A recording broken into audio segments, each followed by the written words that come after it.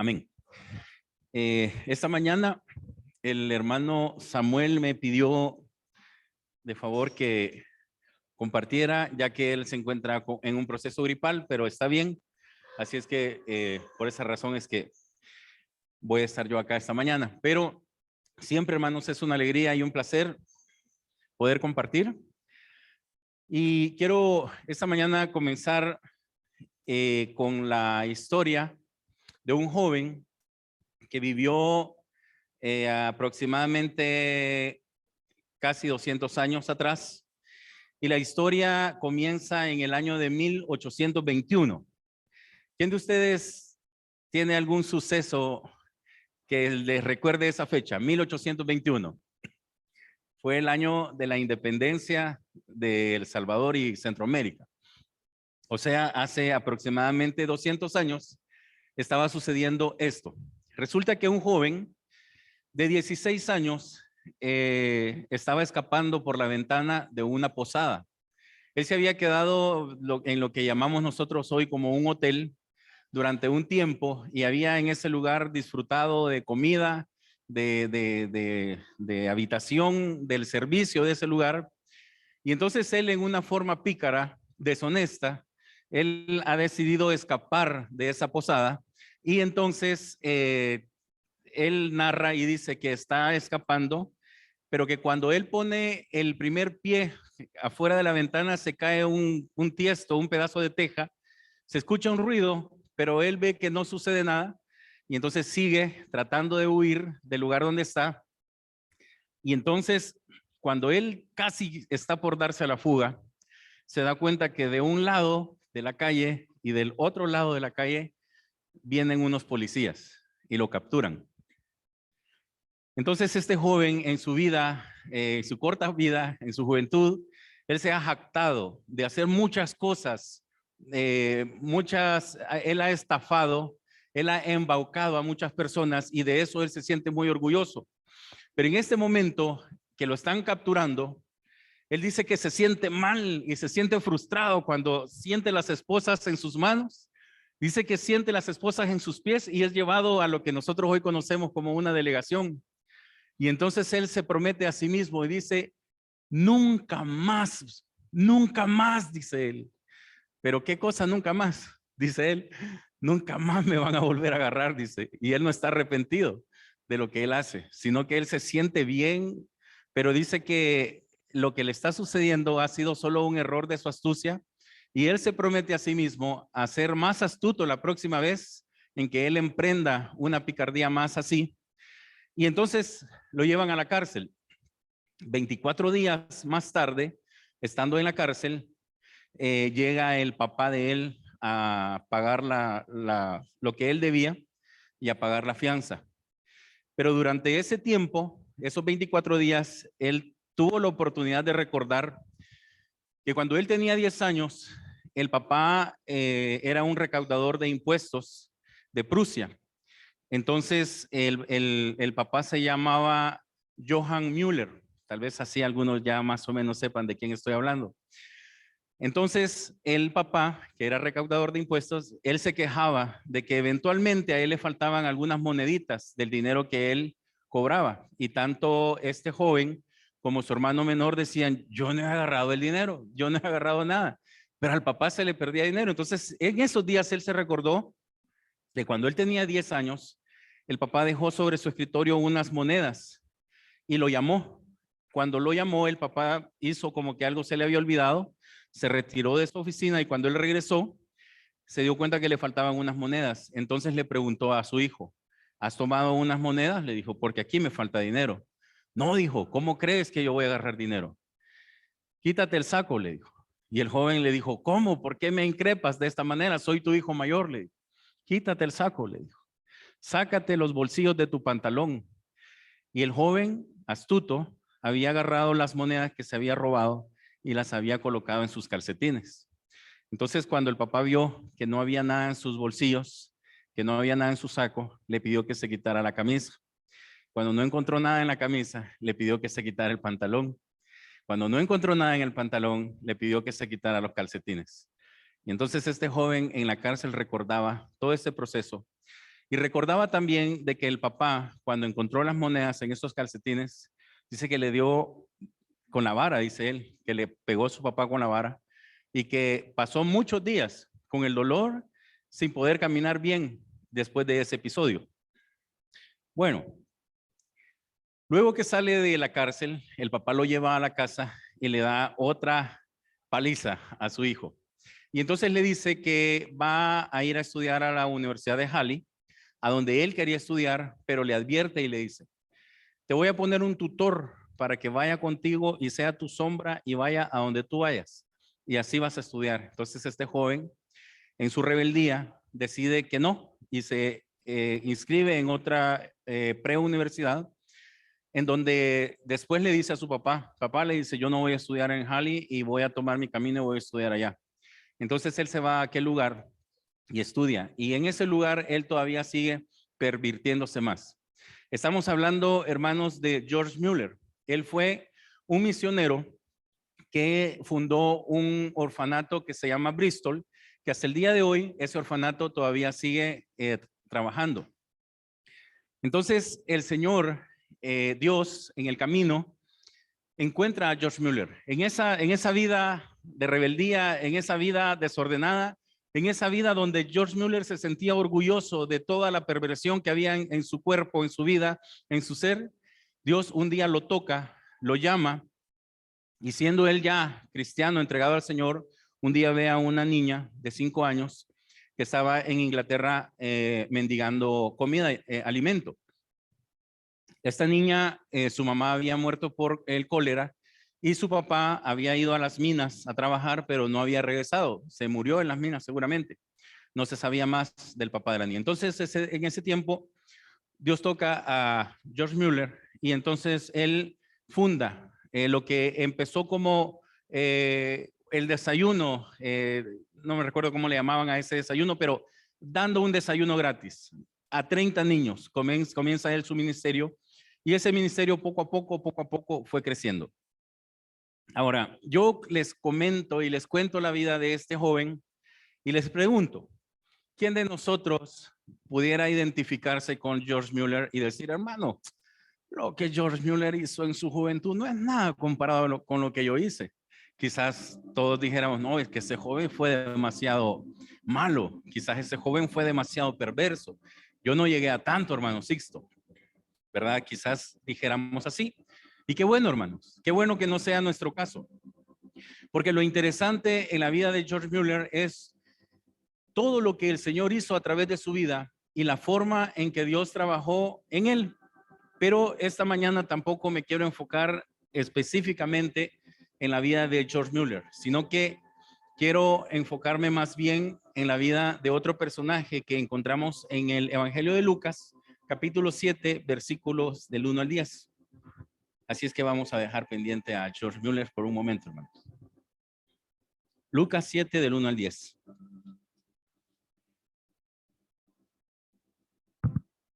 Dice, después que hubo terminado todas sus palabras al pueblo que le oía, entró en Capernaum y el siervo de un centurión, a quien éste quería mucho, estaba enfermo y a punto de morir. Aquí aparece ya nuestro personaje, el centurión romano, que dice que tenía un siervo al que amaba mucho. Luego dice en el versículo 3, cuando el centurión oyó hablar de Jesús, le envió unos ancianos de los judíos rogándole que viniese y sanase a su siervo. Y ellos vinieron a Jesús y le rogaron con solicitud, diciéndole, es digno de que le concedas esto, porque ama a nuestra nación y nos edificó una sinagoga. Y Jesús fue con ellos. Pero cuando ya no estaban lejos de la casa, el centurión envió a él unos amigos diciéndole, Señor, no te molestes, pues no soy digno de que estés bajo mi techo, por lo que ni aún me tuve por digno de venir a ti, pero di la palabra y mi siervo será sano, porque también yo soy hombre puesto bajo autoridad y tengo soldados bajo mis órdenes. Y digo a este ve y va, y al otro ven y viene, y a mi siervo haz esto y lo hace. Al oír esto Jesús se maravilló de él y volviéndose dijo a la gente que le seguía, os digo que ni aún en Israel he hallado tanta fe. Y al regresar a casa, los que habían sido enviados hallaron sano al siervo que se había que había estado enfermo. Amén. Bueno, ¿qué es lo que llama la atención acá en este pasaje, hermanos? Principalmente llama la atención que Jesucristo mismo se maravilló del centurión romano. ¿Por qué se maravilló de él? ¿Qué es lo que dijo Jesucristo? Ni aún dijo, aquí en Israel he encontrado tanta fe. Amén. Ahora, ¿quién de nosotros, hermanos, quisiera tener el privilegio de tener tanta fe como la que tenía el centurión romano? Jesucristo se maravilló. Si yo tuviera la fe que el centurión romano tenía, Jesucristo se maravillaría de mí, ¿verdad? Entonces yo quisiera tener la fe que tenía el centurión. Ahora, ¿quién era un centurión romano? El centurión es un título en el ejército de Roma, de modo que en Roma habían muchos centuriones. No conocemos el nombre específico de este centurión, pero podemos ver algunas características de su personalidad. Un centurión era un general del ejército que tenía a su cargo cuando menos 80 soldados. 80 soldados estaban a sus órdenes. Además, él era romano y estaba él dominando o supervisando Israel. Por lo tanto, él era un ciudadano de primera clase y todos los judíos eran ciudadanos de segunda clase, ¿verdad? Y los judíos no eran ciudadanos romanos, solamente eran ciudadanos que estaban bajo el yugo de Roma. Entonces, bajo ese contexto se da todo esto. Entonces, vemos que cuando el centurión romano amaba a su siervo, él tenía soldados, pero aparte de los soldados, el siervo era como un esclavo. Entonces, cuando vemos nosotros que el centurión ama a su siervo, encontramos que es una persona que tiene un corazón noble, porque no está viendo a su siervo en una forma de desprecio, sino que está tratando de hacer algo por la vida de él. Seguramente que había hecho ya lo humanamente posible, lo había llevado con médicos, le había llevado medicina, pero el siervo estaba a punto de morir. En el libro de Marcos aparece el relato de otra manera y dice que él estaba paralítico, el centurión estaba paralítico. Entonces es una enfermedad que le estaba causando una rigidez en su cuerpo y entonces este general, si él estaba siendo autoridad en Israel, cuando él manda a llamar a Jesús, simple y sencillamente pudo haber dicho, a él le contaron, mira, ahí anda un profeta que está sanando personas, incluso las está resucitando. Manden a traer a ese profeta. Y le dice a sus soldados, vayan ustedes todos y tráiganme a ese profeta, quiero hablar con él, porque yo quiero que ese profeta sane a mi siervo. Él tenía la capacidad y estaba en esa posición, pero la escritura no dice que esa sea la actitud del centurión, sino que el centurión estuvo dispuesto a botar ciertas barreras que habían en su vida, como por ejemplo el orgullo. Él se humilló. Al final nosotros vemos que cuando Jesucristo va camino hacia la casa, el centurión manda a unos amigos y le manda a decir al Señor Jesús, no es necesario que tú vengas y entres a mi techo, porque yo no soy digno de que tú entres a mi techo. Y el centurión no lo estaba diciendo en una forma de orgullo o de jactancia, sino que lo estaba diciendo con toda honestidad y él estaba considerando al Señor Jesús como una gran eminencia. Y él, el centurión siendo una eminencia, se estaba humillando ante un judío. Entonces, eso en ese contexto no encaja en la vida o en el carácter de un centurión, pero sí encaja, hermanos, en una persona que ha conocido al Señor. Entonces, dice también que el centurión envió unos ancianos rogando a Jesús que viniera y sanase a su siervo. ¿Quiénes eran unos ancianos? Bueno, en la Biblia, cuando se habla de los ancianos, se habla podemos nosotros ahora equipararlo a lo que serían hoy en día los jueces de nuestro país, personas que dictan las leyes, personas que pueden arreglar litigios, personas a las que se les puede consultar la ley, y estas personas conocen esto y ellos pueden arreglar algo, definir algo. Entonces son personas que también son eminencias. Entonces estos ancianos van y le ruegan a Jesucristo y le dicen, maestro, me imagino yo, porque esto no lo dice la escritura, pero le dice, maestro, por favor, le dice, ve a la casa del centurión, y quizás porque dice que le rogaban con solicitud al Señor Jesús. Yo me imagino que el Señor Jesús al principio no les presta atención, o de entrada no quiere ir a donde el centurión porque dice que le están rogando. O quizás el Señor Jesús les dice, sí, tengo planificado ir mañana por esa zona, a lo mejor me desvío un poco y voy a... Pero los ancianos dice que le rogaban con solicitud y le insistían al Señor Jesucristo. Ahora, los ancianos dieron testimonio del centurión y le dijeron, porque él ama a nuestra nación y nos ha construido una sinagoga. Quiere decir que el centurión también ya ha dado frutos, ¿sí? De que él ama a la nación de Israel, pero no solamente eso, él construyó una sinagoga para que se alabe al Señor. Esas son las características de la personalidad del centurión. Ahora, también otra de las características es de que al centurión le bastó la palabra con autoridad del Señor Jesús. El centurión no se enfocó en que necesariamente Jesucristo llegara donde su siervo y pusiera sus manos. El centurión tenía la convicción y tenía la certeza de que si Jesucristo daba la palabra, daba la orden de que su siervo fuera sanado, su siervo iba a ser sano. Y al final encontramos que Jesús se maravilló de la fe que tenía el centurión. Ahora, hermanos, ¿cuántos de nosotros hemos orado por una petición? Por muchas veces.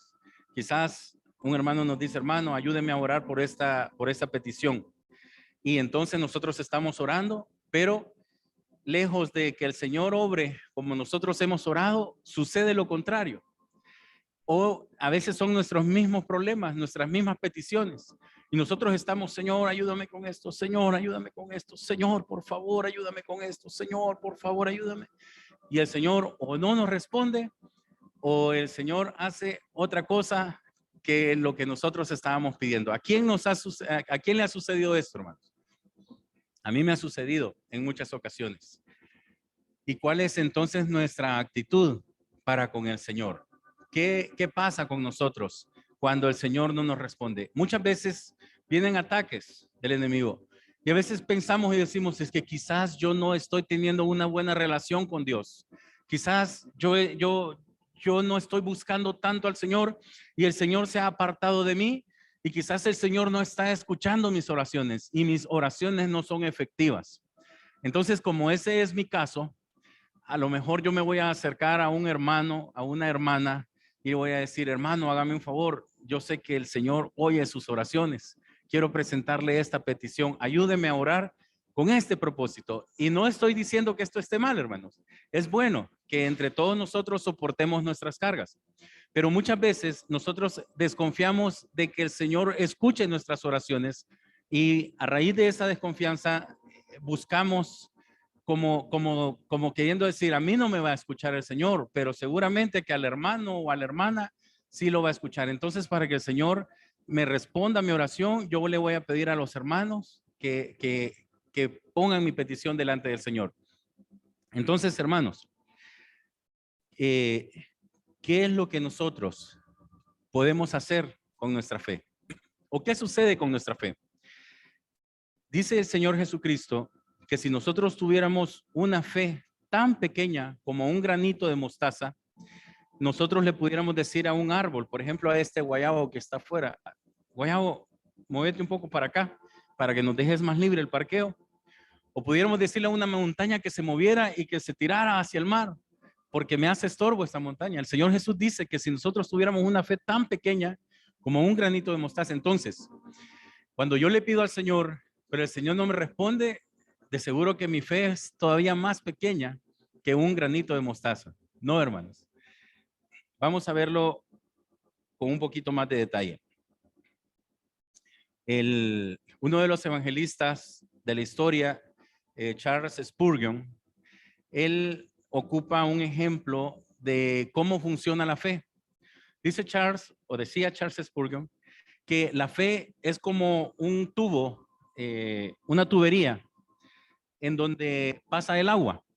Entonces la fe es esa tubería y el agua es el poder del Señor.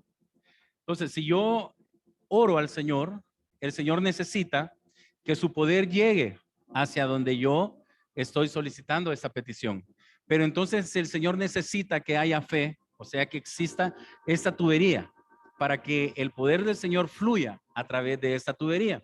Entonces mi fe no es la que va a obrar para el milagro que yo estoy pidiendo, sino que quien va a obrar toda la vida y todo el tiempo es el poder del Señor. Por eso el Señor dice, si tu tubería es larga como de 1 kilómetro o es corta como de 10 centímetros, no importa. Lo importante es que se pueda canalizar mi poder, porque es mi poder el que va a actuar en favor de ese milagro. ¿Sí? Entonces, hermanos, no importa si yo tengo una fe pequeña y si usted tiene una fe grande, lo importante es que tengamos fe. Y la fe, hermanos, en el Señor comienza en dar el primer paso. Cuando el centurión romano estaba buscando el milagro, lo primero que hizo seguramente es hablar con los ancianos y decirle, hermanos, vengan por favor, ayúdenme, vayan y hablen con el maestro. Los ancianos quizás le dijeron, no, pero Jesucristo no va a venir o no va a querer hacer esto. Y no, miren, no me importa, ustedes háganlo, por favor. Si él no viene, después que ustedes hablen con él, es otra cosa, pero ustedes vayan, hablen y díganles. Entonces la fe que el centurión tenía hizo ese primer paso, ese primer movimiento. Ahora, vamos a ver 3 aspectos en la vida del centurión y en el testimonio que se nos da del centurión para ver cómo era la fe de este centurión. Primero, cuando aprendemos a confiar en la bondad de Dios, cuando aprendemos a confiar en la bondad de Dios, yo le estoy pidiendo al Señor una petición y yo quisiera que el Señor se moviera en esta dirección, pero el Señor es probable que se mueva en una dirección contraria. Ahora, ¿cómo es mi corazón cuando ve estas situaciones? Estoy reconociendo que a pesar de que Dios no obra conforme a mi voluntad, la bondad de Dios se está manifestando en sus decisiones, o me voy a amargar, me voy a molestar con el Señor y voy a decir, es que no puede ser. Yo quizás ofrendé, Señor, yo he sido fiel con los diezmos. Señor, yo tengo 1 año de no faltar un solo domingo a la iglesia. Me he empezado a congregar en las reuniones de hogar, Señor. Hasta estoy comenzando a ir al concurso bíblico, Señor. Y en vez de que las cosas como yo las estaba pidiendo salgan, están saliendo diferentes, Señor. No puede ser. ¿Qué es lo que está pasando entonces, Señor? No, hermanos. Es que Dios tiene una voluntad, ¿sí? Y lo vamos a ver más adelante. La pregunta es, ¿será que lo que yo le estoy pidiendo al Señor en mis peticiones es la voluntad de Dios? ¿O será posible que Dios tenga otra voluntad para mi vida, pero que esta voluntad sea una mejor decisión de lo que yo quiero hacer en mi vida? Dice la Escritura de que los caminos al hombre le parecen derechos, pero que muchos de esos caminos tienen un final de muerte. Y yo veo el camino derecho y yo, Señor, por aquí es, dame entrada y dame paso que por aquí me voy. No dice el Señor, ese camino tiene un final de muerte. Entonces yo te voy a llevar por otro lado, pero como no entiendo, Dios me va a poner una pared aquí, otra pared aquí y otra por aquí. Cuando yo quiera pasar, me voy a frustrar, no voy a entender, ni modo, por aquí me voy, porque esa era la voluntad de Dios, agarrar este camino. Pero mi mente finita no me permite entender que esa era la voluntad de Dios. El centurión tenía tal fe que a él le bastó con que Jesucristo diera la palabra. Con eso el centurión se conformaba. Ahora, Dios siempre, hermanos, siempre, siempre, siempre va a escoger lo mejor para nosotros. Independientemente de cómo nosotros veamos el panorama o las situaciones, Él siempre va a escoger lo mejor para nosotros. Acompáñenme a Salmo capítulo 25, versículo 12 al 14.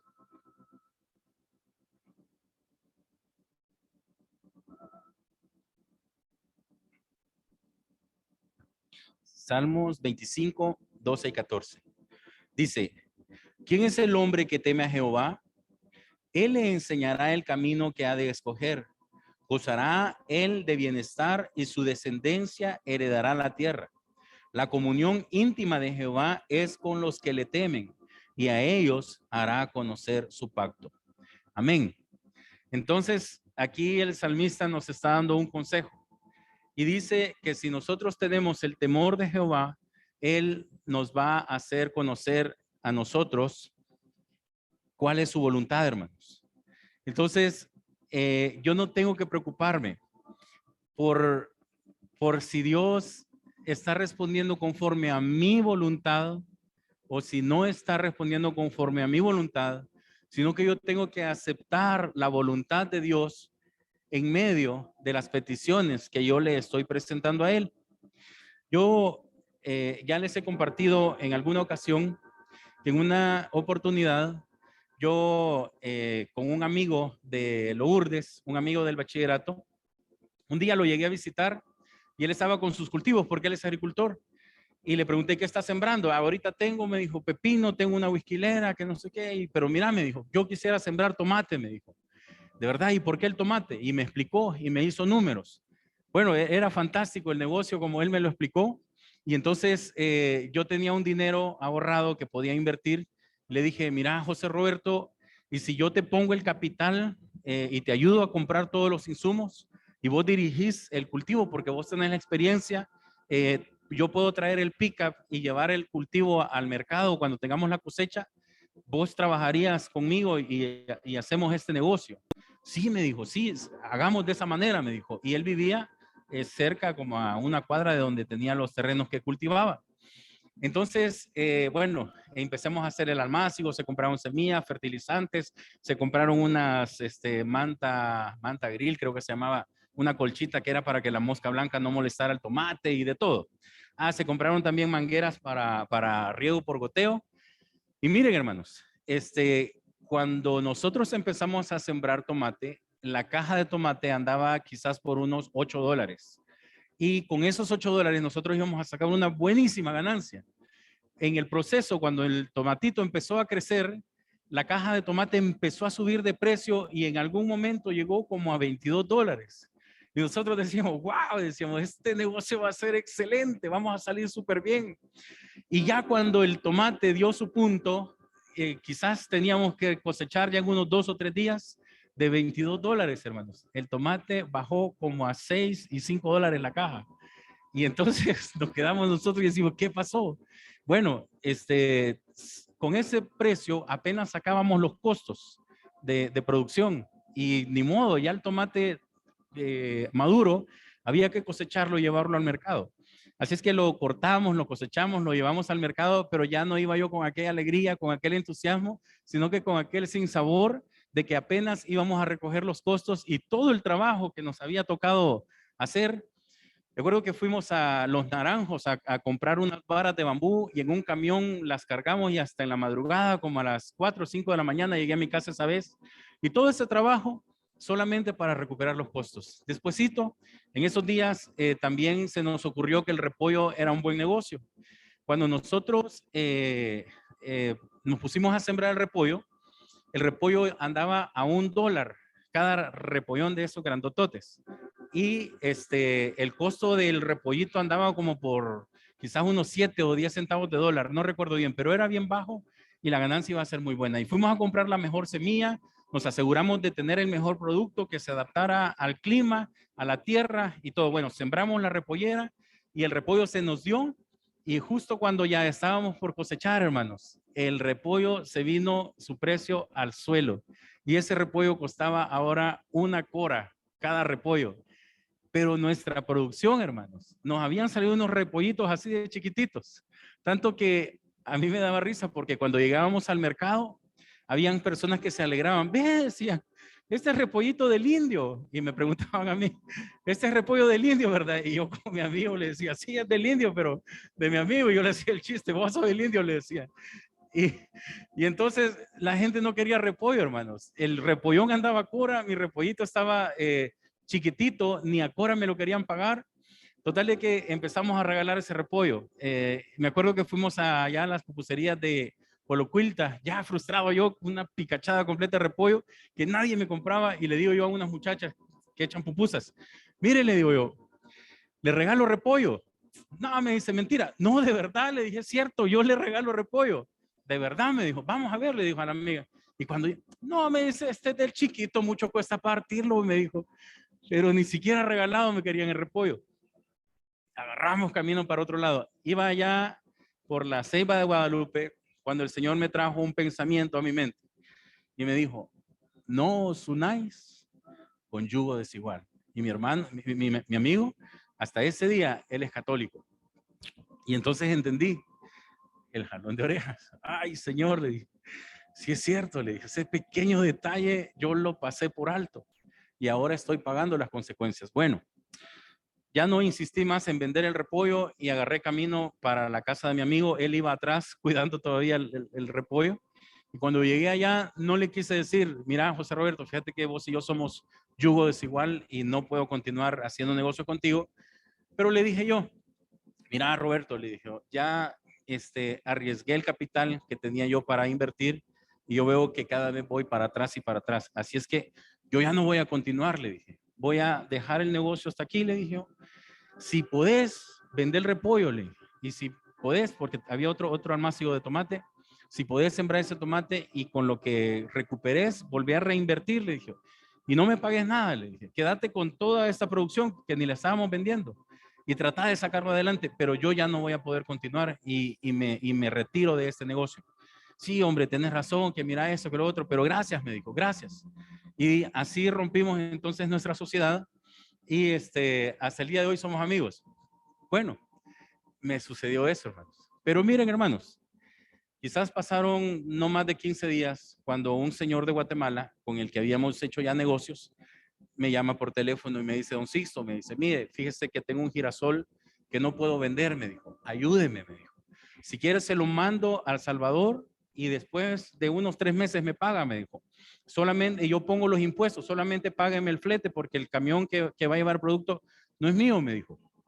Y en esos días, hermanos, casualmente en El Salvador había una escasez tan terrible de girasol. Yo no sé por qué, porque para entonces yo no era importador directo, pero no sé por qué no había entrado girasol al país y todo el mundo buscaba girasol. Entonces yo le dije al señor de Guatemala, sí, por supuesto, le dije, yo le recibo el girasol.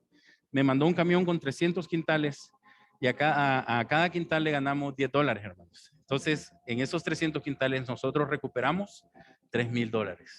El dinero que yo había perdido en una mala decisión por no obedecerle al Señor, pero cuando el Señor me recordó y me dijo, quiero que te salgas de esta sociedad, el Señor estaba devolviendo ese dinero, hermanos. Yo le doy la gloria y la honra al Señor. Pero no solamente eso, como había una escasez tan grande, ese girasol se vendió rapidísimo. Y le pagué al amigo de Guate y me dijo, aquí tengo otros 300 quintales, me dijo, si quieres se los mando. Mándelos, le dijo. Así es que me mandó 300 quintales y ganamos otra vez, hermanos, esa cantidad de dinero. Así es de que a veces, hermanos, nosotros nos metemos en problemas porque no escuchamos la voz del Señor. Y es importante que nosotros podamos tener un oído abierto y podamos estar siempre atentos a lo que el Señor tiene que decirnos. Pero también, hermanos, cuando el Señor nos cierra la puerta, no es fácil. Cuando el Señor nos está estorbando y estamos metidos en un problema, no es el momento más alegre de nuestra vida, sino que es un valle, es un lugar de sombras en donde uno está tragando amargo, tragando amargo, y uno no logra ver la bendición que Dios va a tener para nosotros en el futuro o más adelante. En este momento solamente veo que a mí me va mal, me va mal, me va mal, Y cuando el Señor tocó mi corazón y me dijo, salite del negocio, yo sabía que mi amigo no tenía capital como para poder decir cuánto cuestan estos sacos de abono, cuánto cuestan estos mangueras de riego por goteo, valorémoslo a la mitad, entonces me debes 1,500 o $1,000, yo espero que me lo pagues un día y entonces me voy. Él no tenía el dinero. Y seguramente que si yo le decía, vamos a hacer cuentas y me vas a quedar debiendo, en algún momento nos hubiéramos enemistado, era lo más seguro. Pero entonces solamente cuando entendí que había sido mi error, yo le dejé a él todas las cosas, di la vuelta y continué. Pero el Señor, hermanos, el Señor es bueno y el Señor siempre bendice a sus hijos. Ahora, segundo, cuando nos acercamos a Dios con humildad, no haciendo demandas, reconociendo que no somos merecedores de su gracia y bondad. Hermanos, cuando nosotros le hacemos una petición al Señor, nosotros tenemos que tener en cuenta y tenemos que visualizar a quién nos estamos acercando. Por ejemplo, si usted va, digamos, a hacer un trámite, no sé, al Ministerio de Hacienda o a la alcaldía, porque usted debe impuestos de su casa, pero usted va a solicitar que le hagan una revisión para que le hagan una disminución porque usted no tiene que pagar, ¿con qué actitud llega? Y dice, mire, yo soy ciudadano del Salvador y usted tiene como empleado de la municipalidad, usted está obligado a escucharme y tiene que revisar esos documentos y tiene que hacerme a mí un descuento en los impuestos que yo tengo que pagar. Usted se presenta de esta manera en la alcaldía, hermano, y le van a subir los impuestos. Pero ¿cómo nos acercamos a estas personas, hermanos? Bueno, mire, por aquí molestándolo, fíjese de que tengo una situación que de hace días a mí me han subido los impuestos y yo quería ver si usted me puede ayudar a revisarlos o qué consejo me puede dar para poder bajar mis impuestos. Y nos humillamos, hermanos. Pero al Señor muchas veces nosotros venimos y le demandamos. Bueno, Señor, yo soy tu hijo, yo te he servido, yo he caminado contigo ya tantos años, he estado diezmando, he estado ofrendando. Señor, y a ti no te pido grandes cosas, pero hoy, Señor, hoy yo quiero que tú obres para beneficio y para bendición de mi vida, Señor. ¿O no, hermanos? Muchas veces nosotros venimos con esa actitud. Muchas veces se nos ocurre que quizás el Señor es el genio de los deseos y venimos y le decimos, Señor, ayúdame por favor con este problema, ayúdame con este otro y queremos que el Señor inmediatamente resuelva nuestros problemas. Y le traemos demanda tras demanda, demanda tras demanda, demanda tras demanda. ¿Y en qué momento nosotros le agradecemos al Señor por todo lo que nos da? Hoy miren qué bonito amaneció el día. El clima está como un poquito caliente, pero no está del todo caliente. Sí, y gracias a Dios, a pesar de las situaciones que suceden en el mundo y que dicen que hay una crisis alimentaria, en nuestro país van a haber maíz y frijoles, que es lo que nos gusta comer más, las pupusitas, ¿verdad? Dios está bendiciendo a la tierra, a pesar de que no nos gustan los tiempos contemporáneos, pero Dios está bendiciendo nuestra tierra. Gracias, Señor, porque estás bendiciendo. Sé que tengo problemas, Señor, pero también sé que tú me vas a ayudar y te vas a hacer cargo de mis problemas. No sé cómo me vas a sacar adelante, pero estoy seguro y estoy convencido porque al final de cuentas tú, Señor, siempre me sacas adelante y yo te doy gracias. Cuando nosotros vamos a un restaurante, al Pollo Campero si quiere, y se acerca la mesera y nos dice, buenas tardes, aquí está el menú, les voy a tomar su orden. Regáleme un plato de esto, de lo otro, ok, sí. En un momento se lo traigo. ¿Qué le decimos? Muchas gracias. ¿Por qué le damos las gracias? Ella no nos ha servido en ese momento. Ella nos está prometiendo que en un momento nos va a traer un plato a nuestra mesa. ¿Acaso ya nos comimos el pollo? ¿Acaso ya nos trajeron el pollo? Pero nosotros le decimos al mesero o a la mesera, muchas gracias cuando nos toman la orden. Y cuando nosotros venimos delante del Señor y presentamos nuestras peticiones, Señor, ayúdame, por favor. Tengo a mi esposa enferma, tengo a mi hijo enfermo. Ayúdame, Señor, por favor. Quizás el carro se me recalentó y está en el taller. Que no me salga cara la reparación, Señor. Amén. Y me voy. Y las gracias.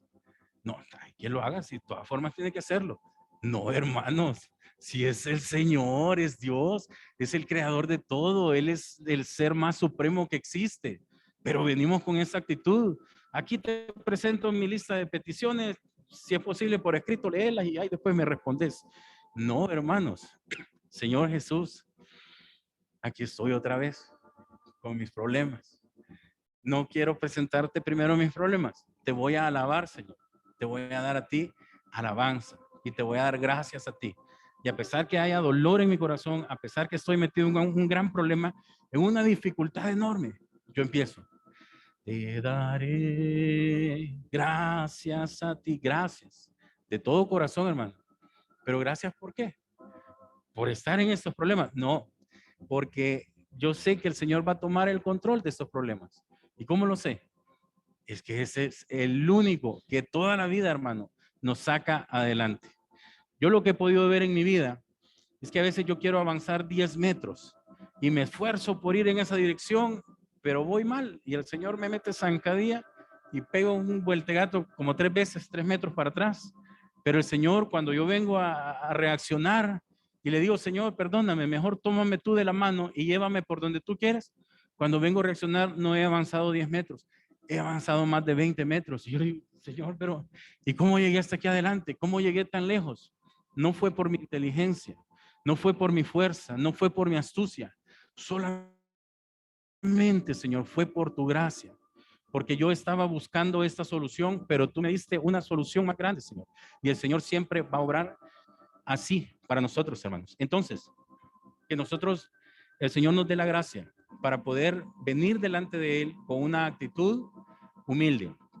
Y aquí vamos a retomar la vida de George Mueller. 41 años después de este joven de 16 años, todo alborotado, orgulloso de su mal actuar, de su mal vivir y contento de hacer de su vida un desorden, cuando el Señor ya lo había encontrado, cuando el Señor se había mostrado a su vida, hubo un momento en que el Señor tocó el corazón de George y le dijo, vas a aprender a vivir por fe y yo te voy a proveer a ti todas sus necesidades. Y no quiero que le pidas a nadie un 5, pero yo voy a satisfacer tus necesidades. Entonces George Mueller hizo como un compromiso con el Señor, de que George Mueller iba a doblar sus rodillas, iba a presentar sus peticiones al Señor, pero nunca le iba a decir a la congregación, hermanos, fíjense que tenemos una necesidad para el orfanato, los niños necesitan zapatos, los niños necesitan ropa y necesitamos una ofrenda especial de que todos ustedes nos den $5 esta mañana. No, hermanos, él tomó ese compromiso y entonces él siempre que tenía una necesidad, no buscaba al hombre, no buscaba el brazo de carne, no buscaba a los gobiernos, él buscaba a Dios y el Señor tocaba el corazón de las personas. Entonces, en esta fecha, 41 años después de que George Mueller andaba en esa vida tan alocada, estaba una niña que se llamaba Abigail. Esta niña tenía 8 años y era hija de 2 misioneros que le ayudaban a George Mueller en el orfanato. Ese día Abigail había ido de visita, era un día por la mañana, y entonces llega la matrona, que era como la mamá de los niños o la encargada de los niños, y estaban en Bristol, en el orfanato, más de 300 niños. Y le dice a George Mueller, disculpe, señor, le dice, no quisiera molestarlo, pero ya es la hora del desayuno y los niños no tienen nada que comer, no tenemos nada que servirles. Entonces George Mueller se levanta, va al jardín y llama a Abigail, a la nena de 8 años, y le dice, quiero que veas lo que Dios está a punto de hacer. Entonces él va y se reúne en el comedor de todos los niños y entonces él le pidió a los niños que oraran y dice, los niños inclinaron la cabeza y George oró sencillamente, querido Dios, te damos las gracias por lo que vas a dar de comer. Amén. Hermanos, esa fue la oración de George Mueller, teniendo a 300 niños sentados. Nosotros aproximadamente aquí quizás habemos 80. Entonces multipliquemos por 3 o por 4 la cantidad de personas, pero no nos hagamos adultos, hagámonos niños. Un niño que tanto comprende de que tiene que tener paciencia. El niño tiene hambre y cualquier ratito va a empezar a llorar. Entonces George se para y le dice, querido Dios, te damos gracias por los alimentos que tú nos vas a dar. Y esa fue, hermanos, toda su oración. Lo dijo a los niños: hínquense, levanten sus manos y empecemos a clamar: oh Señor, manda tu bendición de los cielos. No, él fue agradecido y se presentó delante de Dios. Y entonces dice que, se lo voy a leer para que no nos perdamos una palabra. Dice: George levantó los ojos y sonrió a los niños. Pueden sentarse ahora, les dijo. Él no tenía ni idea de dónde vendrían los alimentos por los que acababa de orar, ni cómo llegarían al orfanato, pero sabía que Dios no le fallaría a los niños. Un atronador estrépito hizo temblar la habitación cuando las 300 sillas se arrastraron sobre el suelo de madera. Los niños se sentaron obedientes ante los platos vacíos. Tan pronto como cesó el ruido, alguien llamó a la puerta. George se acercó a abrirla. En el umbral apareció el panadero con una gran canasta de oloroso pan. Señor Müller, dijo el panadero, no he podido dormir anoche. Estuve pensando que ustedes necesitarían pan esta mañana y supuse que debía levantarme y traerlo temprano. Hermanos, el Señor estaba respondiendo a la oración de George Müller una noche antes y no dejó dormir al panadero hasta que él se levantó a cocinar el pan que estos 300 niños iban a disfrutar esa mañana. George embozó una amplia sonrisa de gozo. Dios nos ha bendecido por medio de usted esta mañana, dijo tomando la canasta. Hay otras 2 canastas en la carreta, agregó el panadero. Voy por ellas. Al cabo de pocos minutos, los niños devoraron el delicioso pan recién salido del horno. Aún lo estaban disfrutando cuando volvieron a llamar a la puerta. Esta vez era el lechero quien se quitó el gorro y se dirigió a George. Necesito su ayuda. ¿Podría prestármela, señor? La rueda de mi carreta se ha roto justo a la puerta de su establecimiento. Tendré que descargar la leche para poder arreglar la carreta. Hay 10 cántaros llenos de leche que ustedes pueden utilizar. Es gratis, por supuesto, dijo el lechero. George envió 20 de los niños mayores para ayudar al lechero. Muy pronto los cántaros de leche estuvieron en la cocina desde donde fue servida con un enorme cucharón. Hubo suficiente para que todos los niños tomaran una taza grande y sobrara para el té del almuerzo. Media hora después que George y Abigail, la nena de 8 años, entraran en el comedor, 300 niños habían recibido directamente de Dios un abundante desayuno. Luego George acompañó a la niña al jardín. Ella permaneció pensativa durante un largo rato. Él sabía que ella estaba meditando en lo que había visto. Varias semanas después, Carolina Townsend, su madre, la madre de la nena, de Abigail, le contó a George que Abigail terminaba sus peticiones de oración con la coletilla. ¿Cómo lo haces para George Müller? Amén. Amén, hermanos. Entonces, la nena, Abigail, oraba y presentaba una petición y seguramente le decía: Señor, te pido por favor que me ayudes a resolver este problema, como lo haces con George Müller. Amén. ¿Por qué terminaba ella diciendo esto? Porque ella había visto un milagro y ella había visto cómo Dios responde una oración. Amén. Entonces, hermanos, cuando nosotros vengamos delante del Señor y presentemos nuestras peticiones, hagámoslo con humildad, hagámoslo con sencillez, no demandando ni sintiéndonos que el Señor tiene la obligación de responder nuestras peticiones. Y si el Señor no responde, hermano, y si el Señor no responde nuestras peticiones, ¿qué vamos a hacer? Bueno, quiero que veamos el caso de un hombre, siervo de Dios, que tenía una relación con el Padre tan estrecha y él le presentó al Padre una petición a favor de él que quería que le respondiera. Pero el Padre no le respondió como él quizás hubiera querido. Acompáñenme a Mateo capítulo 26, versículo 39.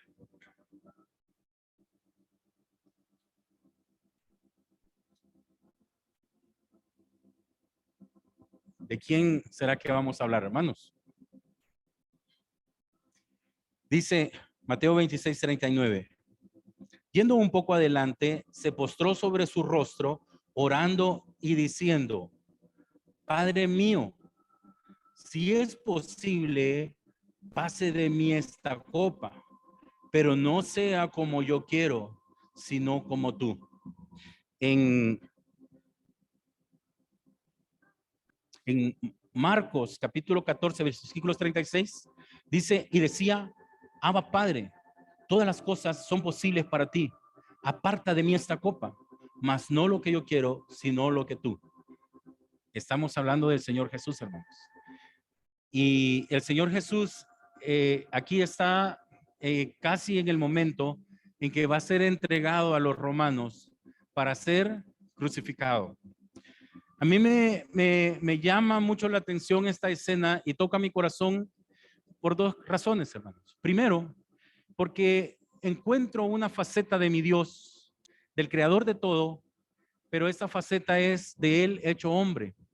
Y así como yo tengo temor, como yo tengo resistencia al dolor, como yo tengo resistencia al miedo de lo que no sé qué me va a suceder, el Señor Jesús está en una situación similar. Entonces, cuando yo le oro a nuestro intercesor, le digo, Señor Jesús, tengo un problema y mi corazón está afligido, Señor. Mi corazón está abatido. No sé cómo voy a salir adelante de este problema, Señor. Yo sé que el Señor Jesús me entiende perfectamente porque Él estuvo en una ocasión o en más ocasiones en una situación similar a la que yo estaba.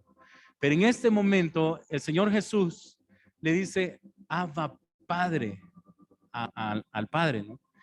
Y esa expresión es como cuando los niños pequeños a sus papás les dicen papi, con una expresión de cariño, papi, papito.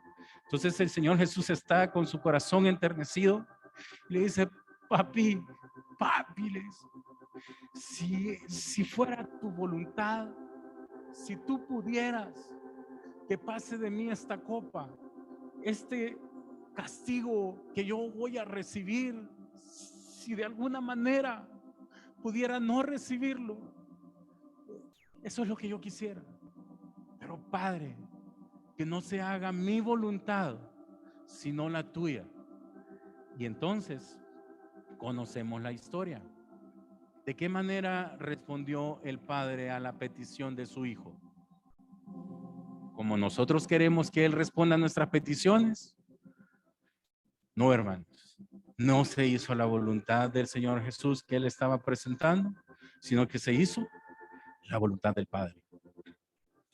Pero un día pronto, el Señor Jesús vendrá y todas las naciones le adorarán y toda rodilla se doblará y reconocerá que Él es el Señor, el Rey de Reyes y Señor de Señores.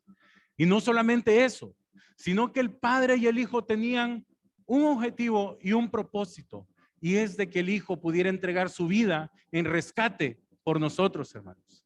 Así es de que el Padre, haciendo su voluntad y no la del Hijo, al final ha traído más bendición a la vida del Hijo, y no solamente eso, sino que esa gran bendición nos alcanzó a nosotros. Así, hermanos, si yo le presento al Señor una petición, pero el Padre no responde como yo quiero, ¿cuál va a ser mi actitud, hermanos, en el futuro? ¿Por qué? Pero Señor, no, hermanos, Señor, esta es mi voluntad. Así es como a mí me gustaría que este problema se resolviera, Señor.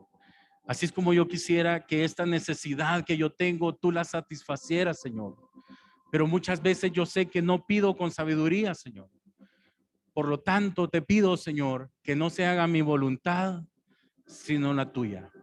Y dame la gracia, Señor, para poder aceptar tu voluntad, para poder aceptar lo que tú tienes para mí, Señor, con alegría y con gozo. Señor, así es que yo te doy las gracias a ti por los resultados de esta petición. No sé cómo vas a obrar, pero estoy seguro que tú decides lo mejor para mí, y por eso yo te doy a ti las gracias, Señor, y te alabo y te bendigo, Señor, en medio de mi dolor, en medio de mi angustia, en medio de mi necesidad, yo te alabo y te bendigo, Señor, independientemente de los resultados, porque yo sé que tú escoges lo mejor para mí. Con un corazón agradecido, con una actitud humilde, reconociendo mi posición y reconociendo su posición, que es extremadamente alta y que Él se merece toda la honra y la gloria. Amén. Acompáñenme a Santiago, capítulo 5, versículo 16.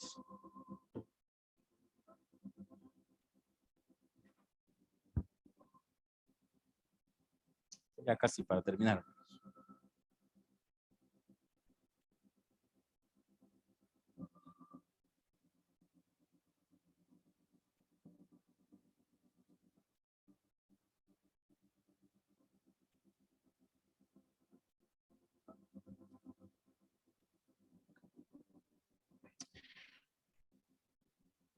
Confesaos vuestras ofensas unos a otros y orad unos por otros para que seáis sanados.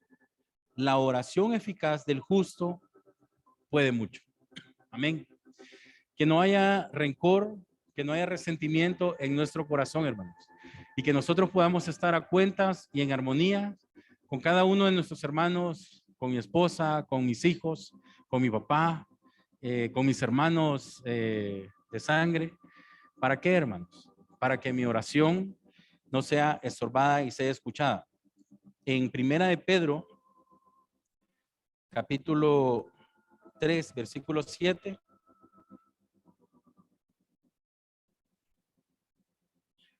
dice: vosotros maridos, igualmente vivid con ellas sabiamente, hablando de las esposas, dando honor a la mujer como a vaso más frágil y como a coherederas de la gracia de la vida, para que vuestras oraciones no tengan estorbo. Yo creo, hermanos, que este consejo es en las dos direcciones, tanto para nosotros como esposos, como para las esposas, para sus esposos. Pero también pienso que es más fácil o más frecuente que un hombre sea tosco con la esposa. Y por eso el consejo se nos es dado a nosotros, que nosotros las tratemos a nuestras espositas como el vaso más frágil. ¿Usted ha tenido alguna vez vasos frágiles en su casa? Nosotros a veces hemos comprado unos vasos de vidrio por muy bonitos, pero que son muy delgaditos. Entonces a veces estamos sirviendo el refresco y con poquito que se choca, se quiebran los vasos. De repente ya los tenemos como en la mira y decimos, cuidado con ese vaso porque se puede cortar y te vas a herir. Es un vaso frágil que con poquito que nosotros lo golpeemos, ese vaso se puede romper. Entonces así de esa manera que nosotros podamos tratar a nuestra pareja. ¿Por qué, hermanos? Hay algo importante aquí. Primero es la voluntad del Señor, pero también dice que para que nuestras oraciones no encuentren estorbo. ¿Quién es la esposa de Jesucristo, hermanos? Es la iglesia. ¿Sí? Mi esposa también es parte de la esposa de Jesucristo. Y si yo estoy tratando mal a la esposa del Señor Jesús, ¿cómo entonces yo espero que el Señor Jesús me trate bien a mí? ¿Sí? No puede ser. Entonces, para que yo esté en sintonía con el Señor, que yo esté agradando al Señor, es necesario que yo esté tratando bien a su esposa. Por lo tanto, yo debo de tratar a mi esposa como el vaso más frágil para que mis oraciones no encuentren estorbo.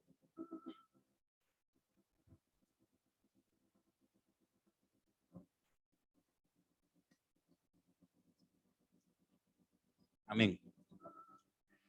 Pongámonos de pie, hermanos.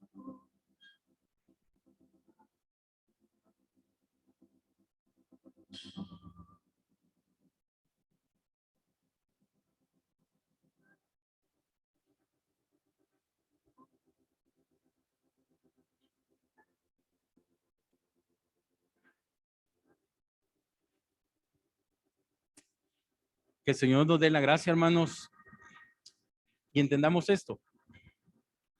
Si el Señor no responde una oración, no es porque mi fe no sea grande o tampoco necesito que tener una fe como la fe que tenía George Mueller, para que Dios escuche mis oraciones y responda. El Señor está ahí y como mi fe es muy pequeña, me está pidiendo, pero con una fe bien chiquita, dice el Señor. No le voy a hacer caso, no lo voy a escuchar. No, hermanos, el Señor va a escuchar nuestras oraciones cuando nosotros vengamos delante de Él con humildad, con sencillez y sobre todo creyendo que Él las va a responder. Pero como dijo el Señor Jesús que teníamos que ser nosotros, como uno de esos pequeños, dijo Él. ¿Y cómo son los niños, hermanos? ¿Cómo es el corazón de un niño? El corazón de un niño es totalmente ingenuo. Él cree cualquier cosa que nosotros le digamos. Esa niña, Abigail, una nena de 8 años, George le pudo haber inventado cualquier cosa, pero le dijo, ven, le dijo Abigail, y te mostraré lo que Dios va a hacer en este momento. Y el Señor actuó. Y esa vida, la vida de Abigail, fue transformada. Entonces, hermanos, que nosotros así, con la inocencia de un niño, podamos venir y presentar nuestras peticiones al Señor, sabiendo que Él escoge lo mejor para nosotros. George Mueller ni siquiera había presentado su petición y había un hombre que toda la noche anterior estuvo horneando pan, respondiendo la petición de ese orfanato. Y había otro hombre que se levantó en la madrugada a ordeñar sus vacas y a arreglar esa carreta, a montar esa leche a esa carreta para llevar 10 cántaros. ¿Saben ustedes cuántas botellas le caben a un cántaro? Por lo general, los cántaros normales de aquí son de 30 botellas. Entonces, en 10 cántaros, ¿cuántas botellas el Señor estaba mandando para ese orfanato? 300 botellas. ¿Cuántos niños iban a ser alimentados? Así es el Señor, hermanos. Entonces, cuando nosotros presentemos nuestra oración, primero, hermanos, sepamos que antes de presentar nuestra petición, tenemos que agradecer. Señor, gracias. Gracias por lo que tú vas a proveer. Y cuando el Señor provea, ¿cuál va a ser nuestra actitud, hermanos? ¿Será que esos niños cuando llevaron la leche y el pan, pero nosotros queríamos pollo, dijeron los niños? Es que nosotros queríamos panqueques con miel. No, hermanos. La voluntad de Dios para esos niños ese día fue pan con leche. ¿Cuántos de nosotros hubiéramos querido esta mañana que en vez de esos pancitos con repollo, con pollito, deliciosos, tostados, nos hubieran dado pan con leche, hermanos? Quizás dijimos nosotros, no, yo prefiero el pancito con pollo. Sí, amén, gloria a Dios por eso. Pero ese día en ese orfanato, la voluntad de Dios fue pan con leche. Es muy probable que esos niños vivieran encantados con ese pan con leche, hermanos. Seguramente que ellos eran felices con eso.